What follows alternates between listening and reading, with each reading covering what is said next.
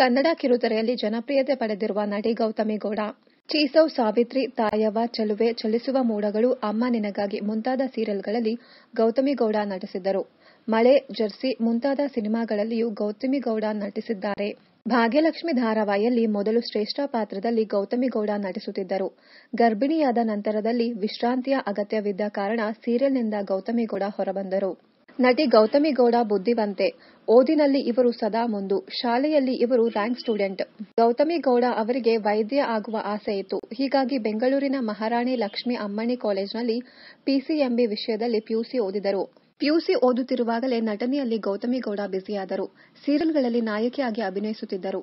ಹೀಗಾಗಿ medicine field ಬಿಟ್ಟು ಇಂಜಿನಿಯರಿಂಗ್ಗೆ ಕಾಲಿಟ್ಟರು. Computer science ಹಾಗೂ ಇಂಜಿನಿಯರಿಂಗ್ ವಿಷಯದಲ್ಲಿ ಗೌತಮಿ ಗೌಡ ಬಿಇ ಪದವಿ ಪಡೆದಿದ್ದಾರೆ. ನಟನೆಯಿಂದ ಸ್ವಲ್ಪ ಬ್ರೇಕ್ ಪಡೆದ ಮೇಲೆ ಗೌತಮಿ ಗೌಡ ಎಂಬಿಎ ಮಾಡಿದರು. ಕಾರ್ಪೊರೇಟ್ ಕಂಪನಿಯಲ್ಲಿ ಕೆಲಸ ಗಿಟ್ಟಿಸಿಕೊಂಡರು. ನಟಿ ಗೌತಮಿ ಗೌಡ ಇದೀಗ ಮುದ್ದಾದ ಹೆಣ್ಣು ಮಗುವಿನ ತಾಯಿ. ಮಗುವಿನ ಲಾಲನೆ ಪಾಲನೆಯಲ್ಲಿ ತೊಡಗಿರುವ ಗೌತಮಿ ಗೌಡ ಕೆಲಸ ಹಾಗೂ ನಟನೆಯಿಂದ ಬ್ರೇಕ್ ಪಡೆದಿದ್ದಾರೆ. ಇನ್ನಷ್ಟು ಕನ್ನಡ ಧಾರಾವಾಹಿ, ಸಿನಿಮಾ ಹಾಗೂ ಬಿಗ್ ಬಾಸ್ ಕನ್ನಡ ಸೀಸನ್ 10ರ ಡೈಲಿ ಅಪ್ಡೇಟ್ಸ್ಗಾಗಿ ಚಾನೆಲ್ ಅನ್ನು ಸಬ್ಸ್ಕ್ರೈಬ್ ಮಾಡಿ. Thank you.